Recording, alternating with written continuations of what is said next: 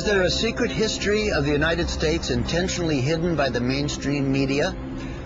Could there be a secret society of fat-moneyed businessmen whose agenda has been the cause of every major war and economic depression? Is there a shadowy elite gently pulling the strings of our world to bring about their own self-serving political program? The answers may surprise you. Nearly 200 years ago, Thomas Jefferson wrote, "If the American people ever allow the banks to control the issuance of their currency, the banks and corporations that will grow up around them will deprive the people of all property, until their children will wake up homeless on the continent their fathers occupied." Throughout the history of the United States, there's been this running battle over who controls how much money is in the system. Will it be some privately owned central bank, or will it be the people, the Congress, for the benefit of everybody in the country? Everything evolves around the Federal Reserve, a private bank that was given a monopoly on the creation of paper money. Every $100 bill which the Federal Reserve System prints and is sold to the United States at full face value represents a $100 loan. Even though the government pays for it, they still pay interest. 100 years after Jefferson, Abraham Lincoln pondered these same issues. The government should create, issue, and circulate all the currency, he said. Creating and issuing money is the supreme prerogative of government. Adopting these principles will save the taxpayers immense sums of interest, and money will cease to be the master and become the servant of humanity. What do the fears expressed by Jefferson and Lincoln and modern-day economists have to do with what President George Bush called the New World Order? It's a conspiracy. What else can you call it? It's a conspiracy against the people of the United States and of the Western world. Just when you think you're ahead of the game, someone changes the rules. This week, we'll visit the scene of a crime so huge that most of you will not believe it to be real, and so perfect that even today, 86 years after the fact, few realize that the crime even took place. The creation of the Federal Reserve System was about more than just money. Some refer to it as the secret birth of a criminal conspiracy to rob the American middle class of its hard-earned wealth. Others believe it to be part of an attempt to bring the world under the control of a shadowy international elite that calls itself the New World Order. And through it all, we have wars, assassinations, and Martians. In fact, if it weren't for the Martians, you might have heard about this mother of all conspiracies a long time ago. We know now, within the early years of the 20th century, this world was being watched closely by intelligences greater than man's. On October 30th, 1938, the Mercury Radio Network interrupts the music of Ramon Raquello and his orchestra from the Park Plaza Hotel of New York City for a special news bulletin. The infamous War of the Worlds broadcast begins with its terrifyingly real description of an invasion from Mars. And before the night is out, 1 million people will run panicked into the streets. I'm extremely surprised to learn that a story which has become familiar to children through the medium of comic strips. After what has been a closely guarded secret for nearly 50 years, Orson Welles' original broadcast turns out to be no mere show business stunt. Should have had such an immediate and profound effect upon radio listeners. But instead was a complex psychological warfare test conducted by C.D. Jackson for the Rockefeller Foundation. When the results are compiled nearly 2 years later, they are released to an elite whose names most men will not speak of over a whisper. Among them groups like the Bilderbergers, Trilateral Commission, CFR, and the Federal Reserve. C.D. Jackson was the equivalent of being the head of the National Security Council in the White House under Eisenhower. He was the chief of psychological warfare. The breakthrough discovery that the War of the Worlds broadcast was actually a psychological warfare test is key to understanding why experts believe that the Federal Reserve, the Bilderbergers, and other closed exclusive elite groups are pulling the strings that control our societies. Well, it's a fraternity. They have a common objective, and this common objective is to maintain control. America grew so rapidly and became wealthy so quickly that really we've always been the thorn in the side of this New World Order crowd. They've just never been able to get us completely under their control. So America is the target, and once they finally get us subdued, the rest of the world would fall very quickly. Moguls like the late J.P. Morgan, a man so excessively wealthy his likeness adorns the tycoon card in the board game Monopoly, are all safely cloaked behind their own carefully constructed versions of history. But are the private agenda of these select few woven permanently into the fabric of world economy?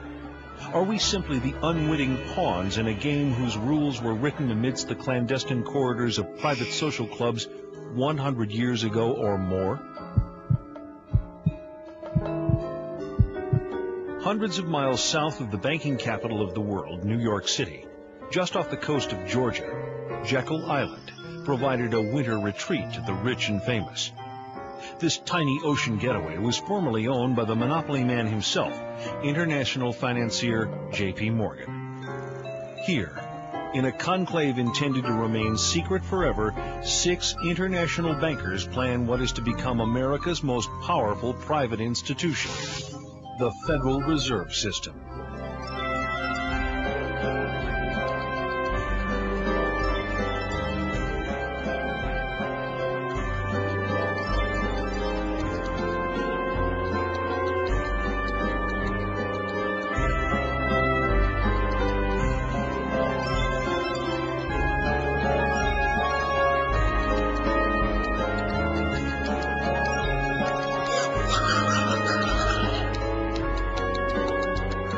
The Jekyll Island story is one of the great untold stories of the 20th century. These bankers who got together, left Hoboken in a sealed train, and the reporters were going crazy. They knew this was big.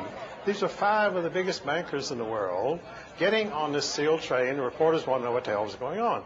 And they didn't know for years what had happened. It is at the urging of the famous poet Ezra Pound that Eustace Mullins begins his own personal search for the truth about the origins of the Federal Reserve. Ezra Pound's young artists and writers, friends, were killed during World War I. Ezra wanted to know why they died. Digging book by book, row by row, in the entire economics section of the Library of Congress, I found this little magazine with the Jekyll Island story in it. When I took that to Ezra Pound, he was so thrilled. It was the biggest discovery of his life. In fact, Ezra Pound called the Jekyll Island story the biggest detective story of the 20th century. But why?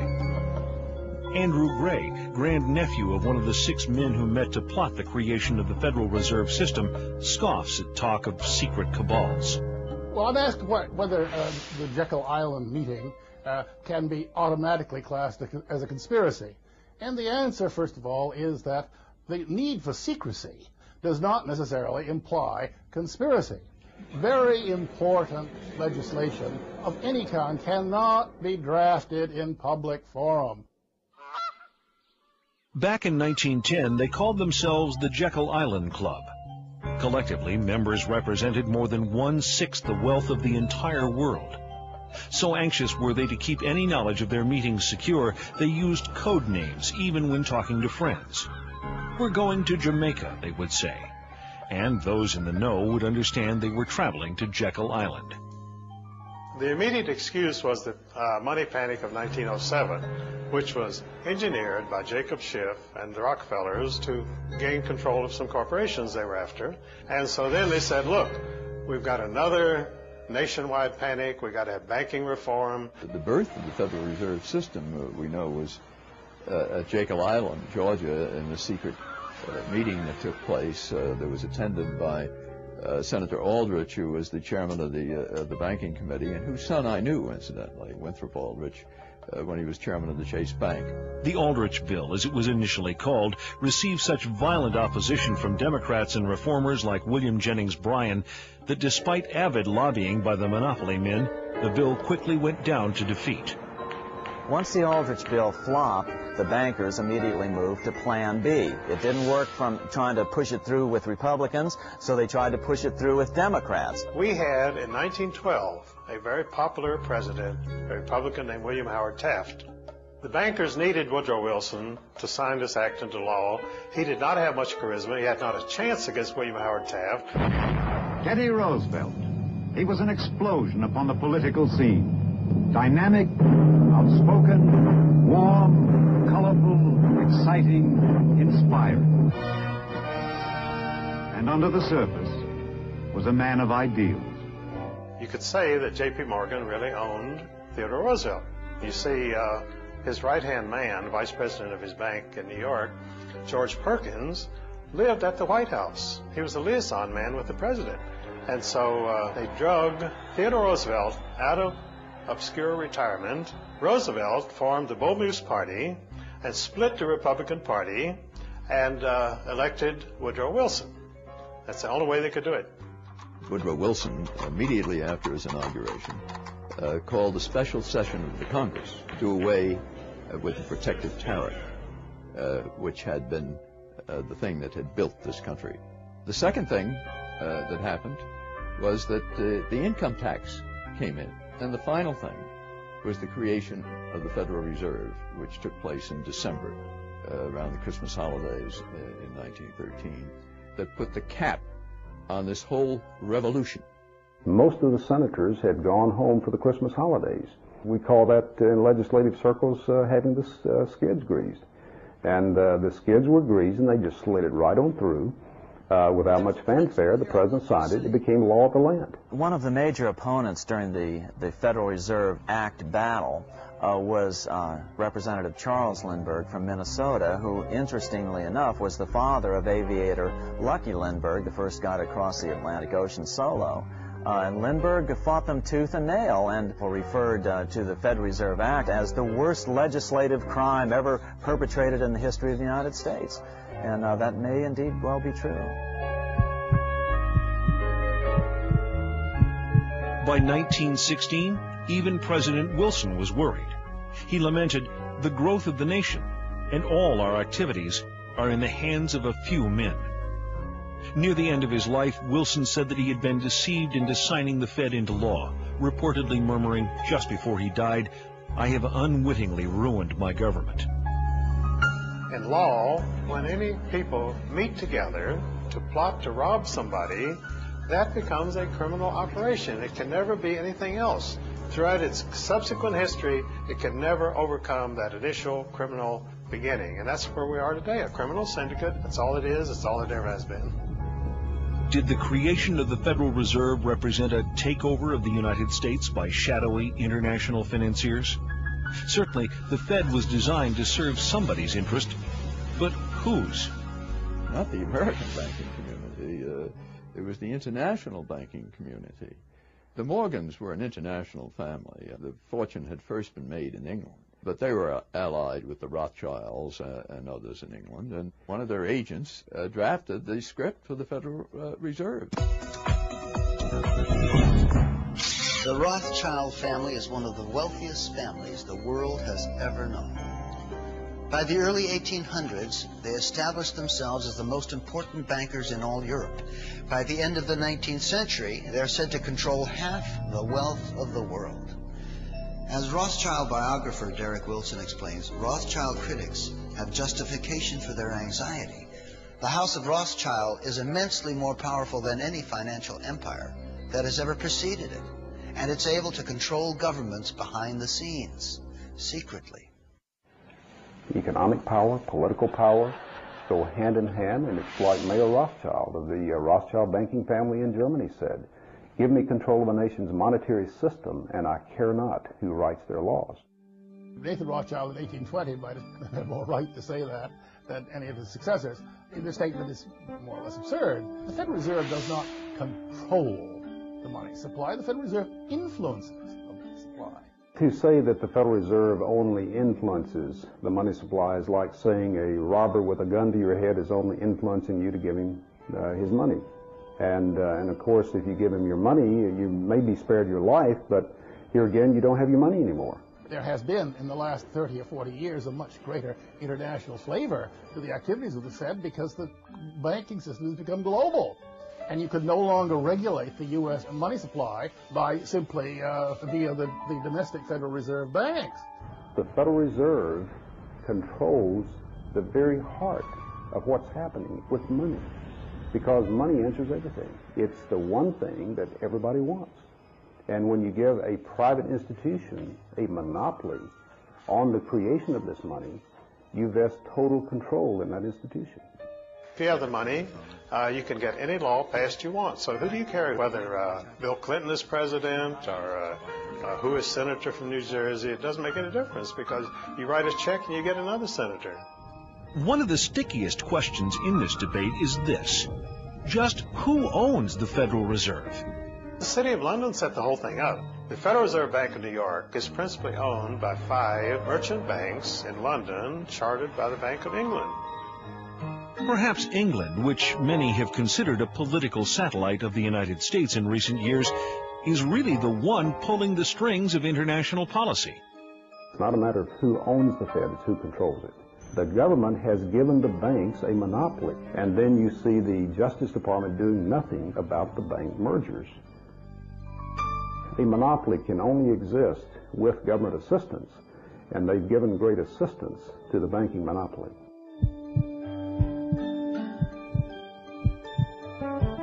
Perhaps the headiest allegation made against those who run the Federal Reserve is that they are responsible for 3 of the biggest tragedies of the 20th century: World War I, World War II, and the Great Depression.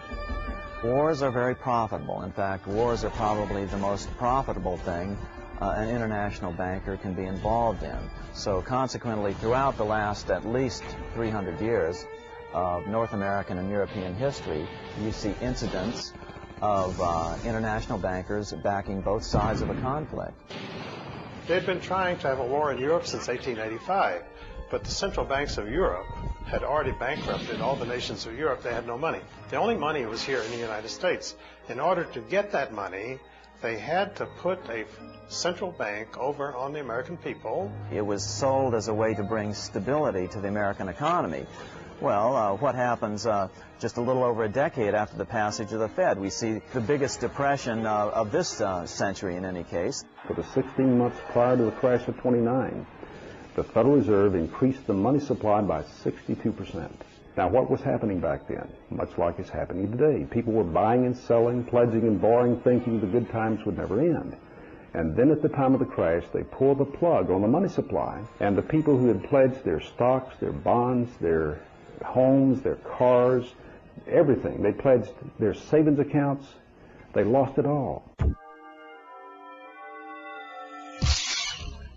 Selling guns to one adversary while making loans to another is a common way these boys make their profits during war. And when profits begin sagging, people like Jacob Schiff, Max Warburg, and J.P. Morgan knew how to build them up again. Surprise, surprise, it's a documented fact that these fellows financed Trotsky and Lenin with billions in golden credit to initiate the revolution in Russia. With Russia out of the war and America in, the conflict was extended by at least another 2 years. 2 more glorious years of gun sales and wartime bank loans upon which to earn interest for many more years to come. There is no question that war is a profit-making business. After World War I, Senator Gerald Nye held very famous hearings here in Washington where he dragged in some of the biggest bankers and industrialists and put them on the spot and just examined profits that were made by some of these major interests. War isn't profit-making business.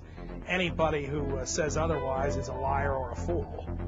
They were able to manipulate us into World War I, and as a matter of fact, the war stretched out for at least another 2 years beyond what it would have gone.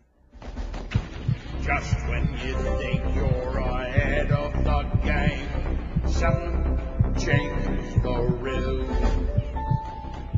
They did this knowing, with malice aforethought, to strengthen their own profits and to build their own institutions, their own banking institutions. Many people believe that virtually all of the wars of this century have been caused for reasons to benefit small financial groups, those that move in the sphere of influence of the Bilderberg and Trilateral Commission.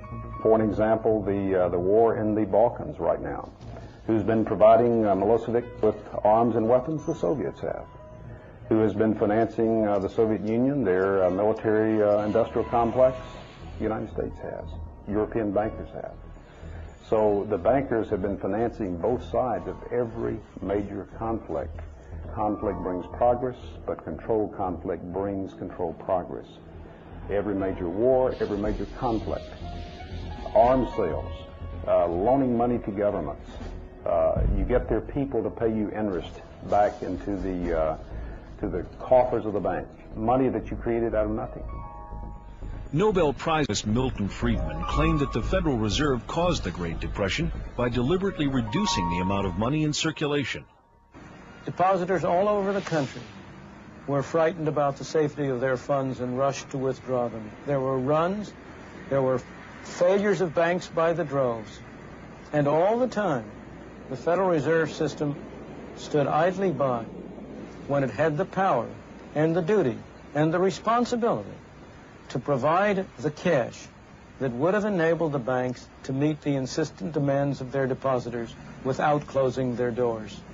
Congressman Louis McFadden, chairman of the House Banking Committee during the crash, agreed, saying, "The Great Depression was a carefully contrived occurrence by international bankers seeking to bring about a condition of despair so that they might emerge as the rulers of us all." There was a memo circulated in advance of the stock market collapse. All the big guys, or the insiders, let's say, got out of the stock market during that 4-year period. They all got out. They were cash heavy when the market crashed. They were able to buy up major corporations for pennies on the dollar. Franklin Roosevelt's own son-in-law called the Depression the deliberate shearing of the public by the world money power, triggered by the planned sudden shortage of call money in the New York markets. Insider Joseph Kennedy's wealth grew from $4 million in 1929 to over $100 million 4 years later. Then, as now, America's press failed to tell us what was happening. These scenes of unrest in America have never been seen before. Cameramen would shoot them, but newsreels wouldn't play them. Controlling the news started early in America. Of course, the lighter side of the news continued to get lots of play. And they're out. Around the first bend, it's Bronco William Maggie. Mike's Miller in second, and Cox skipping a jump. Now coming around the turn is Mike's Miller. Cox skipping a jump in second. Fortunately, populists from President Andrew Jackson to William Jennings Bryan to Father Charles Coughlin were courageous enough to speak the truth. May I remind our President with all due respect that not one of these soldiers cast a ballot on that fateful Good Friday night in the spring of 1917 to force a peace-loving nation like ours to take up arms for the profiteers and the exploiters of mankind. And during the Depression, no one was more dangerous to the banking interests than Huey Long. We've tried the Republican Party, we've tried the Democratic Party, then we've gone back and tried the Republican Party, and now we're back trying the Democratic Party. And unfortunately, whenever we get into power with either one of these parties, we find that the one crying need of our people, the redistribution of wealth, so that none would be too poor and none would be too rich, is always neglected by the party that is in power. How many men ever went to a barbecue and would let one man take off the table what's intended for 9/10 of the people to eat? The only way you'll ever be able to feed the balance of the people is to make that man come back and bring back some of that grub he ain't got no business with. But assassination as a tool of political policy was nothing new to this crowd.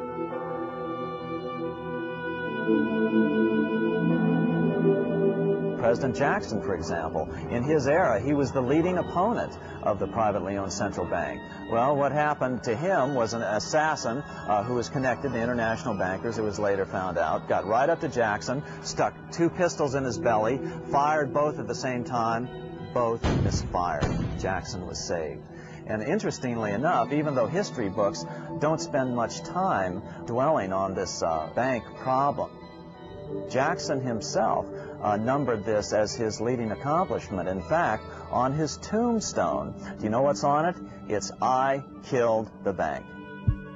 Someone changes the rules. Going back to the American Civil War, Germany's Chancellor Otto von Bismarck declared, "The division of the United States was decided by the high financial powers of Europe." They were afraid that the U.S. would upset their financial domination over the world. They saw tremendous booty if they could substitute two feeble democracies burdened with debt to the financiers in place of the vigorous republic sufficient unto herself. Abraham Lincoln realized this, and so stood firmly for preservation of the Union. But Lincoln needed money to win, lots of it. He went to the Wall Street bankers who wanted 36% interest per annum. Honest Abe chose a less expensive alternative, choosing to have Congress issue the money. The bills were called greenbacks, and they weren't backed by gold, only by the full faith and credit of the United States. With Congress issuing the money, not 1 penny of interest was paid to private bankers. The assassination of Lincoln was related to the bankers wanting control of the money. The same thing went for John Kennedy, that he was planning to reintroduce the U.S. notes rather than Federal Reserve notes.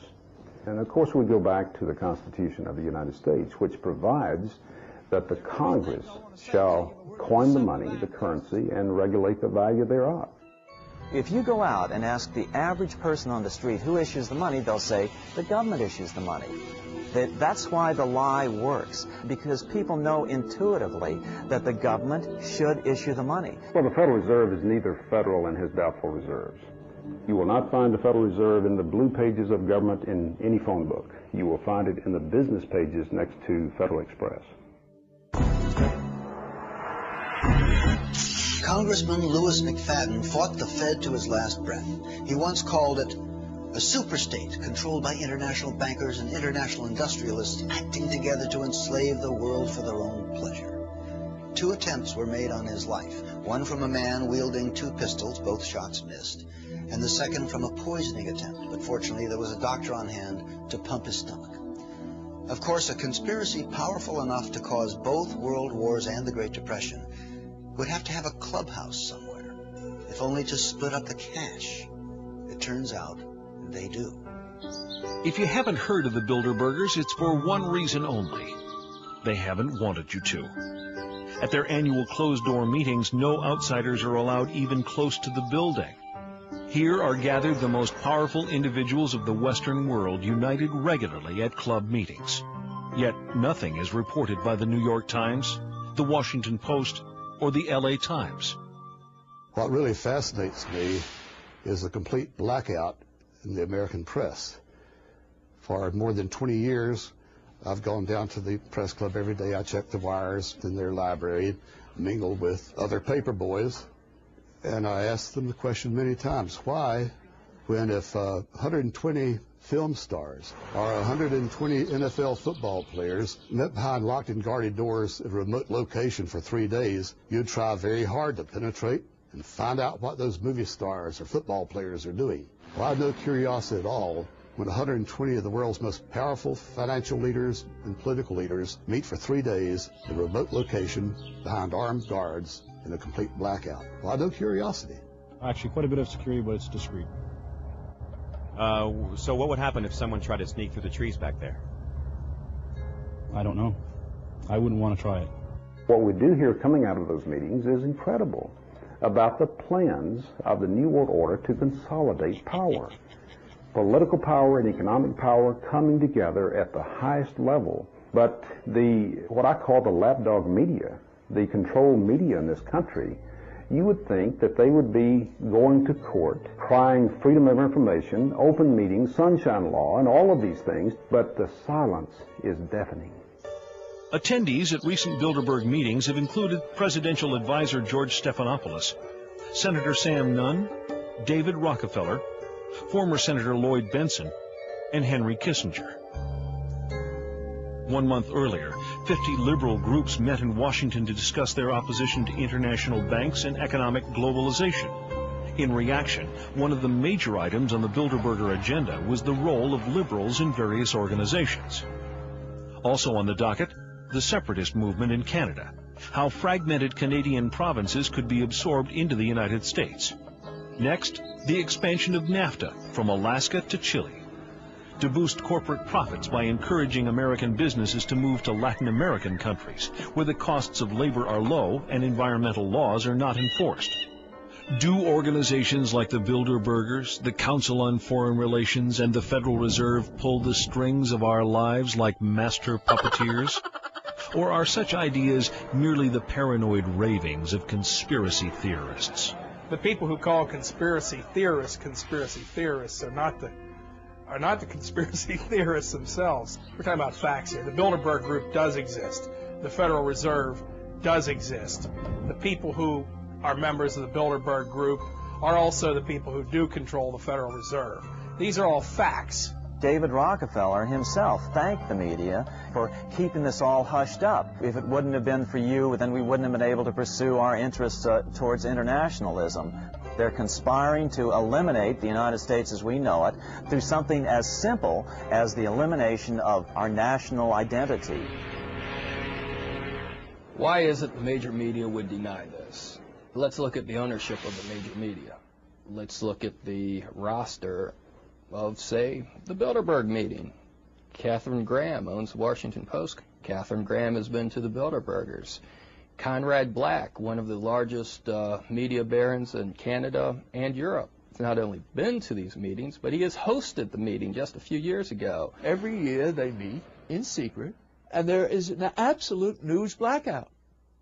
There is never anything reported in any of those papers. In this country, the press is seen as the fourth estate. You know, you've got the judiciary branch, the legislative branch of government, the executive branch of government. Then you're supposed to have the press keeping an eye on these three. If leaders from these three are working with other leaders around the world to determine economic policy, wars, human rights, etc., then yes, the press has a responsibility to get in there and to inform people. But just 2 years ago, I think 1997, the First Lady attended the meeting in Georgia. A few papers in Georgia picked it up, but this is the First Lady at a meeting with people who arguably want to rule the world. You know, that should have been front page news.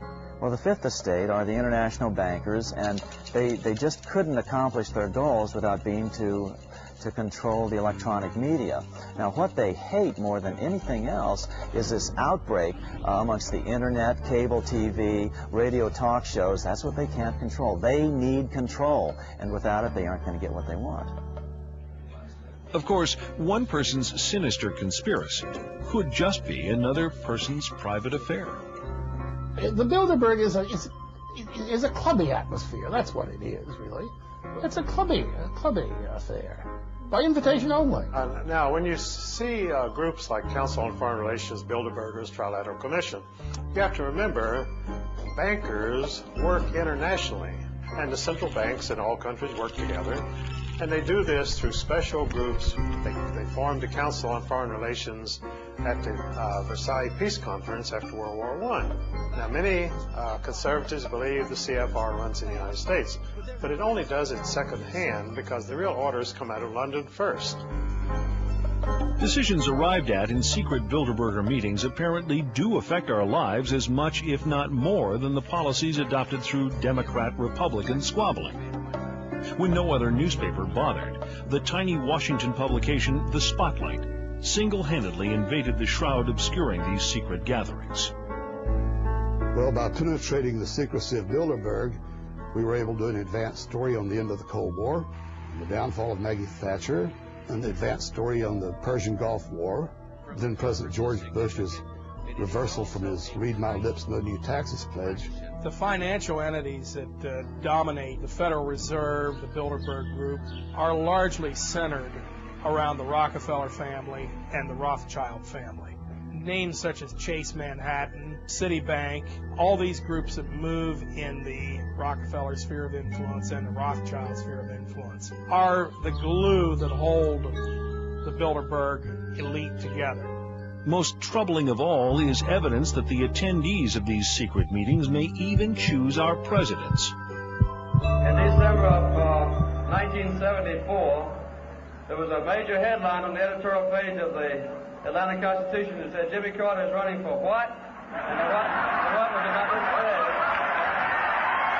running American president.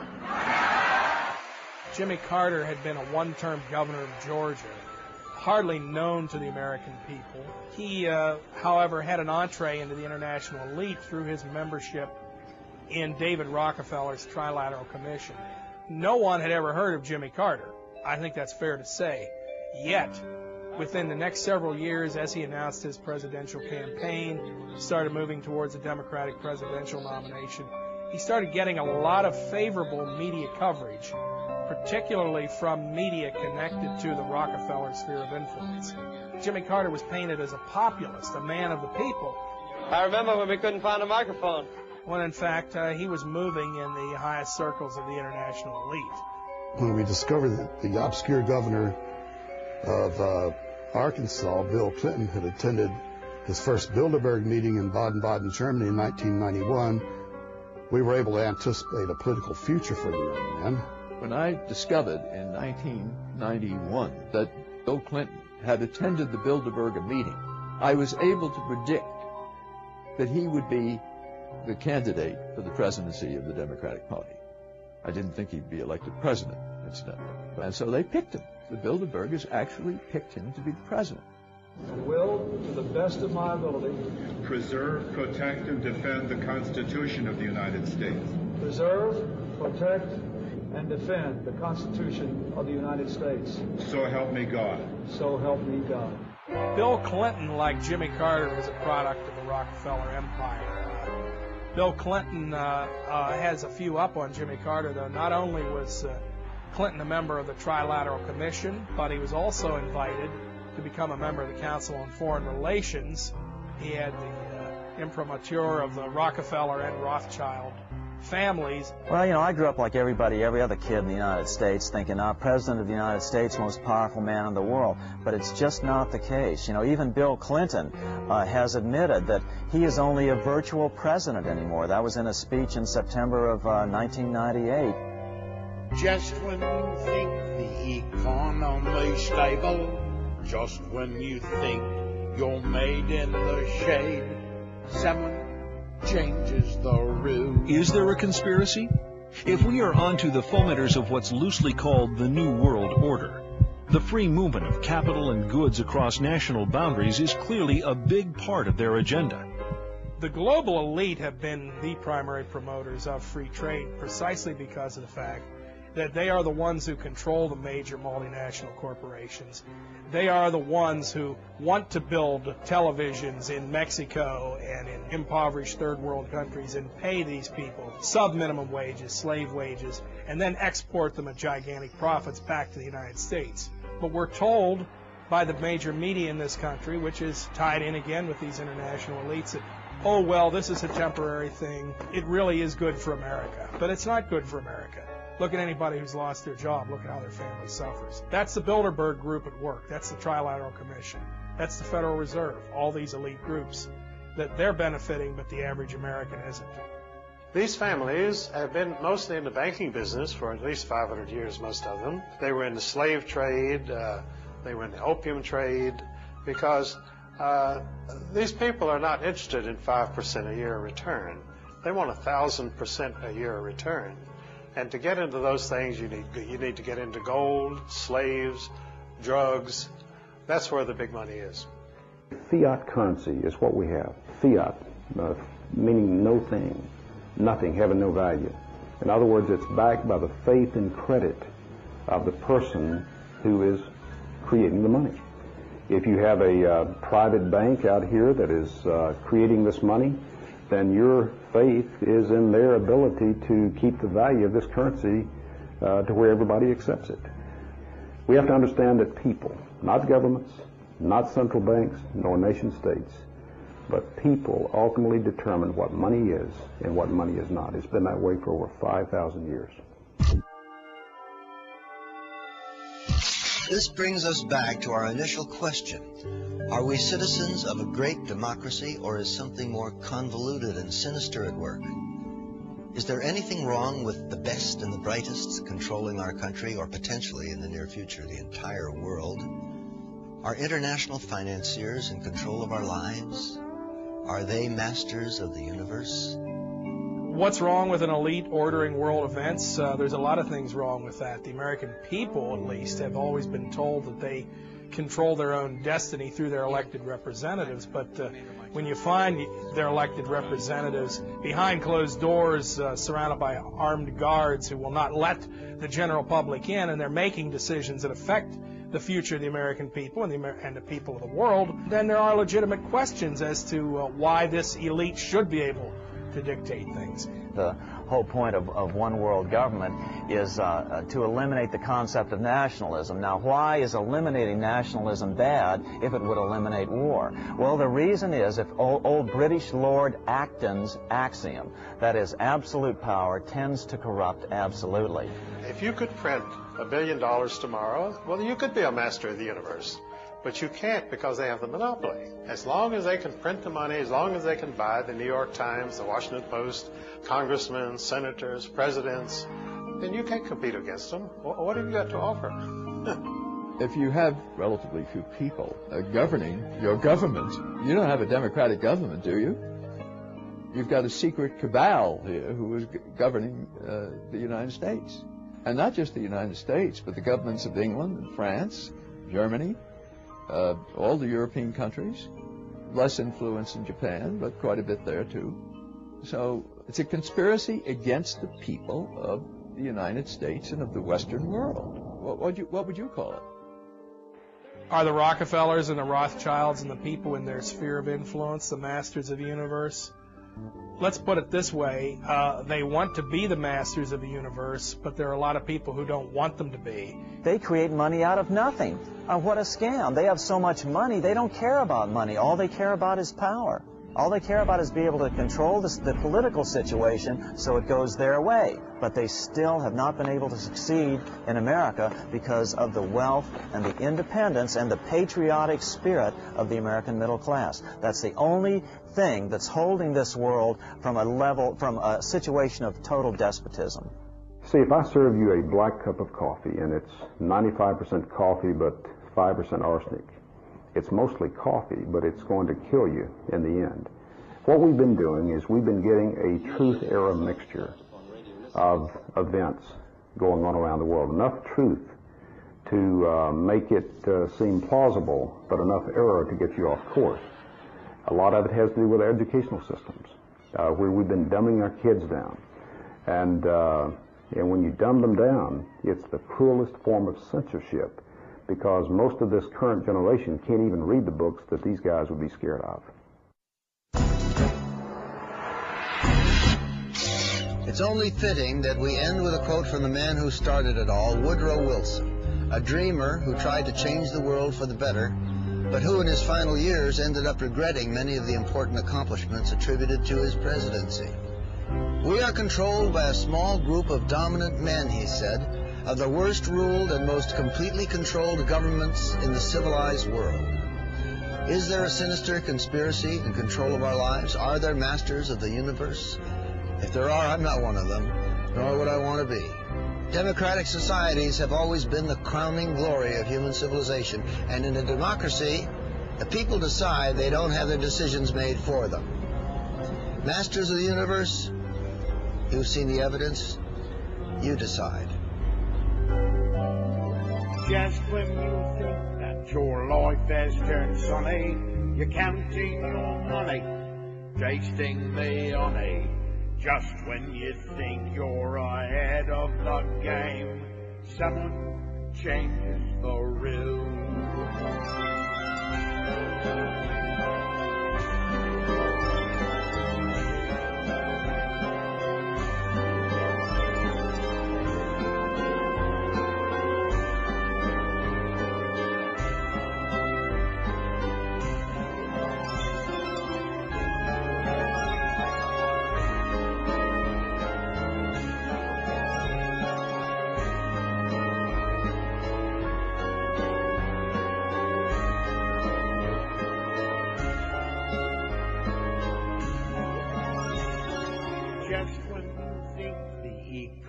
economy stable, the interest is low, inflation is slow. Just when you think you're made in the shade, someone changes the rules.